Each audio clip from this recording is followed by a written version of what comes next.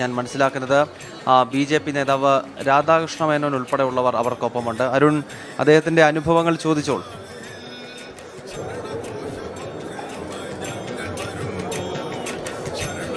തീർച്ചയായും അത് തന്നെയാണ് ഗൗതം ചോദിച്ച പോലെ തന്നെ ഏറ്റവും പ്രധാനപ്പെട്ട ഇവിടെ എത്തുന്ന എല്ലാവർക്കും ഭഗവാൻ നൽകിയൊരു വലിയ അനുഭവമുണ്ട്.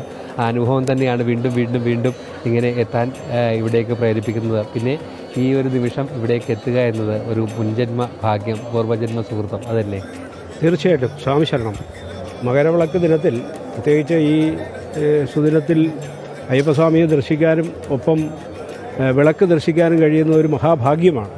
നമ്മെ സംബന്ധിച്ചിടത്തോളം ജീവിതത്തിൽ അടുത്ത ഒരു വർഷത്തേക്കുള്ള എല്ലാ പ്രവർത്തനത്തിനുമുള്ള ഒരു എനർജി തീർച്ചയായിട്ടും കിട്ടുന്നതാണ്. അതാണ് ഈ ഭക്തജനങ്ങളെല്ലാവരും ആകാംക്ഷയോടെയും ആഗ്രഹത്തോടെയും ഇവിടെ എത്തിച്ചേരാനുള്ള സാഹചര്യം. തീർച്ചയായിട്ടും മകരവിളക്ക് ദിനത്തിൽ, ഈ സുദിനത്തിൽ വിളക്ക് തൊഴാൻ ആഗ്രഹിക്കുന്നവർക്കും ഇവിടെ എത്തിച്ചേരാൻ കഴിയാത്തവർക്കുമെല്ലാം അയ്യപ്പസ്വാമിയുടെ എല്ലാം അനുഗ്രഹം ഉണ്ടാവട്ടെ എന്ന് ഈ അവസരത്തിൽ പ്രത്യേകമായി പ്രാർത്ഥിക്കുകയാണ്. ലോകമെമ്പാടുമുള്ള ആളുകളെ നമ്മുടെ ജനൻ TV ഈ ദൃശ്യങ്ങൾ ലൈവായി കാട്ടാൻ വേണ്ടി ഇവിടെ എത്തിയിരിക്കുന്നു എന്നത് നമുക്കെല്ലാം വളരെ സന്തോഷപ്രദമാണ്. തീർച്ചയായിട്ടും എല്ലാ വിശ്വാസികൾക്കും, കാരണം വിശ്വാസം ഈ തരത്തിൽ എല്ലാ തരത്തിലുള്ള പ്രതിസന്ധിയും പ്രശ്നവും നേരിടുന്ന ഈ കാലഘട്ടത്തിൽ അയ്യപ്പസ്വാമിയുടെ മാത്രം അനുഗ്രഹമാണ് ഈ നാടിൻ്റെ ഐശ്വര്യവും. അതിലേറെ ഈ വസ്തുതകളെല്ലാം മനുഷ്യൻ്റെ കൺമുന്നിലേക്ക് കൊണ്ടുവന്ന് സത്യം തെളിയാനും യാഥാർത്ഥ്യം സമൂഹത്തിനും ഒപ്പം എല്ലാ തലത്തിലും മനസ്സിലാകാനും എല്ലാമുള്ള സാഹചര്യം ഒരുങ്ങുന്നത് ഈ ഒരു സുദിനത്തിൽ എല്ലാവർക്കും മകര സംക്രമ ദിനത്തിൻ്റെ ആശംസകൾ നേരുന്നു. ഇന്നേ ദിവസം കേരളത്തിലെമ്പാടും വിളക്ക് തെളിച്ചുകൊണ്ടാണ് വിശ്വാസികൾ ഈ ഒരു സുദിനത്തെ സ്വാഗതം ചെയ്യുന്നത്. അതും പ്രത്യേകമായി ഈ അവസരത്തിൽ ഞാൻ എല്ലാവരെയും ഓർമ്മിപ്പിക്കുകയാണ്. എല്ലാ വീട്ടിലും എല്ലാ ജംഗ്ഷനുകളിലും വിളക്ക് തെളിച്ചുകൊണ്ട് ഇതിൽ പങ്കുചേരണമെന്നാണ് ഇന്ന് വിശ്വാസികളെല്ലാം ആഗ്രഹിക്കുന്ന ദിവസമാണ്.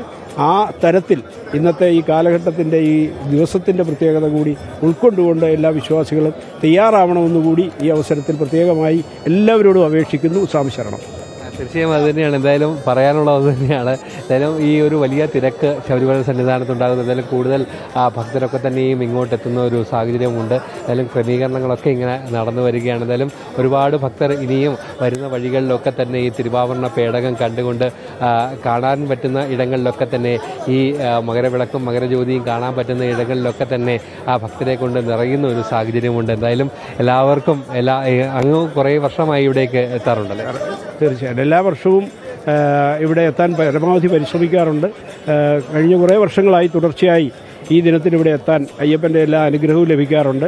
അതുപോലെ ഇന്നലെ പന്തളത്തു നിന്നും തിരുവാഭരണം മിനിഞ്ഞാന്ന് പുറപ്പെടുന്ന സമയത്തും എനിക്ക് അവിടെ പങ്കെടുക്കാനുള്ള ഒരു ഭാഗ്യം ലഭിച്ചു. കൃഷ്ണപ്പരുന്ത് പട്ടവിട്ട് പറന്ന് തിരുവാഭരണ പേടകം യാത്രയാക്കുന്ന ആ അതിമനോഹര കാഴ്ച, അത്ഭുതകരമായ കാഴ്ച തീർച്ചയായിട്ടും ഏതൊരു വിശ്വാസിക്കും കോൾമേർ കൊള്ളുന്ന, ഏതൊരു വിശ്വാസിയുടെയും വിശ്വാസം 100% ശരിയാണ് എന്ന അവൻ്റെ ഉൾവിളി എല്ലാവരുടെയും ഹൃദയത്തിലുണ്ടാക്കുന്ന നിമിഷമാണ് ആ തിരുവാഭരണ ഘോഷയാത്രയുടെ നിമിഷങ്ങൾ. ആ തിരുവാഭരണമാണ് അല്പസമയത്തിനുള്ളിൽ നമ്മുടെ ഈ ക്ഷേത്രസന്നിധിയിൽ എത്തിച്ചേരുന്നത്. അതൊരു മഹാഭാഗ്യമാണ്. ഇന്ന് ആ അയ്യപ്പനെ തിരുവാഭരണം ചാർത്തി ദർശിക്കുവാൻ കൂടിയുള്ള അവസരം ലഭിക്കുന്നു എന്നത്. സ്വാമി ശരണം. മറ്റൊരു അതിഥി കൂടിയുണ്ട്, ശബരിമല ADM അരുണസ് നായർ IAS കൂടി നമുക്കൊപ്പം ചേരുകയാണ്. എന്തായാലും കഴിഞ്ഞ മണ്ഡല മകരവിളക്ക് തീർത്ഥാടന കാലം അതിൻ്റെ ഒരു പരിസമാപ്തിയിലേക്ക് എത്തുകയാണ്. എല്ലാവിധ ക്രമീകരണങ്ങളും ഇന്ന് ഏറ്റവും പ്രധാനപ്പെട്ട ദിവസമാണ്. എല്ലാവിധ ക്രമീകരണങ്ങളും പൂർത്തിയായി. ക്രമീകരണങ്ങളെല്ലാം കഴിഞ്ഞ ദിവസം തന്നെ പൂർത്തിയായിട്ടുണ്ട്. ഇനിയിപ്പോൾ അത് ഇന്ന് അതിൻ്റെ റിസൾട്ട് കാണുന്ന ദിവസമാണ്. ആചാരപരമായിട്ടുള്ള ക്രമീകരണങ്ങളെല്ലാം ദേവസ്വം ബോർഡിൻ്റെ ഭാഗത്തു നിന്ന് പൂർത്തിയായി കഴിഞ്ഞു. അതുപോലെ തന്നെ ക്രൗഡ് മാനേജ്മെൻറ്റ് തീർച്ചയായിട്ടും പോലീസും RAFും NDRF അടങ്ങുന്ന ടീമിൻ്റെ സുസജ്ജമായിട്ടുള്ള സജ്ജീകരണങ്ങളാണ് പൂർത്തിയാക്കിയിട്ടുള്ളത്. എല്ലാവിധത്തിലുള്ള മെഡിക്കൽ സജ്ജീകരണങ്ങളും നമ്മൾ പൂർത്തിയാക്കിയിട്ടുണ്ട്. നിലയ്ക്കൽ, പമ്പ, അതുപോലെ തന്നെ സന്നിധാനം, ഈ 3 ഇടങ്ങളിലും നമ്മൾക്ക് വേണ്ട എല്ലാ ക്രമീകരണങ്ങളും ഏർപ്പാടാക്കിയിട്ടുണ്ട്. ഭക്തർക്ക് തിരികെ പോകാൻ വേണ്ടി 1000-ഓളം KSRTC ബസ്സുകൾ നമ്മൾ പമ്പയിൽ ഇപ്പോൾ തയ്യാറാക്കി നിർത്തിയിട്ടുണ്ട്. ശബരിമല കൂടാതെ തന്നെ ജില്ലയിൽ നമുക്ക് ജ്യോതി ദർശനം കാണാൻ പറ്റുന്ന വ്യൂ പോയിന്റുകളിലൊക്കെ തന്നെ കൃത്യമായിട്ടുള്ള സജ്ജീകരണങ്ങളെല്ലാം പൂർത്തിയായി കഴിഞ്ഞു. അപ്പോൾ ഭക്തർ ഈ ഒരു ജ്യോതി ദർശനത്തിന് വേണ്ടി കാത്തിരിക്കുന്ന ആ ഒരു നിമിഷത്തിലേക്ക് നമ്മൾ എത്തുന്നു എന്നുള്ളത് മാത്രമേ. വ്യക്തിപരമായ ചോദ്യം കൂടി, അതായത് 2ാം തവണയാണ് ശബരിമല ADM എത്തുന്നത്. അതിലൊരു വലിയ നിയോഗം കൂടി കൊണ്ട് ഭഗവാന്റെ തിരുവാഭരണം പോയി സ്വീകരിക്കാനുള്ള ഒരു മഹാഭാഗ്യം, അതൊരു വലിയൊരു ഭാഗ്യമായി തന്നെയല്ലേ? തീർച്ചയായിട്ടും അത് ഒരു ഭാഗ്യമായിട്ട് തന്നെയാണ് കണക്കാക്കുന്നത്. തുടർച്ചയായിട്ട് 2ാമത്തെ വർഷവും മീഡിയമായിട്ട് പോസ്റ്റിംഗ് കിട്ടി.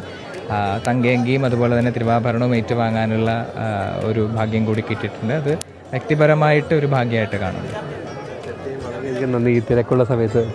എന്തായാലും ഇത് തന്നെയാണ്, എന്തായാലും എല്ലാവിധ ക്രമീകരണങ്ങളും ശബരിമല സന്നിധാനത്ത് ഇങ്ങനെ തുടരുകയാണ്. ഒരുപാട് ഭക്തജനങ്ങളൊക്കെ തന്നെയും എത്തിക്കൊണ്ട് ഇരിക്കുന്നു. എന്തായാലും ഇനി ഈ സമയം പോകുന്നതനുസരിച്ച് ഇങ്ങനെ ആ ഒരു കാത്തിരിപ്പ്, എല്ലാവരും ഇങ്ങനെ ആ തിരുവാഭരണ പേടകം ഭഗവാന്റെ പൂങ്കാവനത്തിലൂടെ അങ്ങ് തിരുമുൻപിലേക്ക് എത്താൻ, 18ാം പടിക്ക് താഴേക്ക് എത്താനുള്ള ആ ഒരു കാത്തിരിപ്പ് ഒരിക്കലും നമുക്ക് വാക്കുകൾ കൊണ്ട് വിവരിക്കാൻ കഴിയുന്ന ആ ഒരു കാര്യമല്ല. അതെല്ലാവരും പറയുന്നു.